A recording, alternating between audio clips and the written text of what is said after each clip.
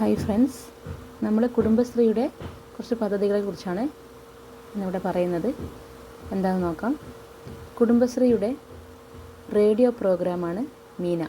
കുടുംബശ്രീയുടെ റേഡിയോ പ്രോഗ്രാമാണ് മീന. കുടുംബശ്രീയുടെ വെബ് പോർട്ടലാണ് ശ്രീശക്തി.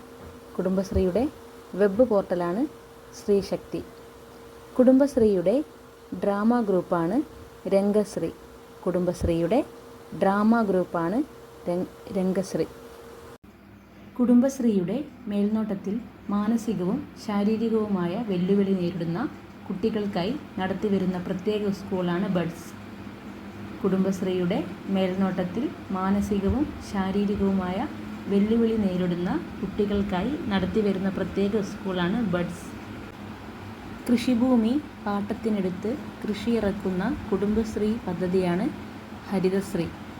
കൃഷിഭൂമി പാട്ടത്തിനെടുത്ത് കൃഷിയിറക്കുന്ന കുടുംബശ്രീ പദ്ധതിയാണ് ഹരിതശ്രീ.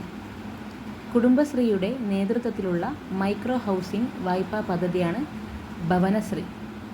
കുടുംബശ്രീയുടെ നേതൃത്വത്തിലുള്ള മൈക്രോ ഹൗസിംഗ് വായ്പാ പദ്ധതി അല്ലെങ്കിൽ ഭവന പദ്ധതി ഭവനശ്രീയാണ്. ദേശീയ ആരോഗ്യ മിഷൻ്റെ ഭാഗമായി ആശ എന്ന സന്നദ്ധ സംഘം രൂപീകരിച്ച വർഷം 2005.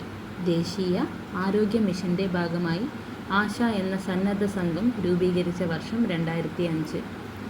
കുഞ്ഞുങ്ങളുടെ പോഷകാഹാരക്കുറവ്, പട്ടിണി എന്നിവ ഇല്ലാതാക്കുക എന്ന ഉദ്ദേശത്തോടെ ആരംഭിച്ച പദ്ധതിയാണ് അംഗൻവാടി.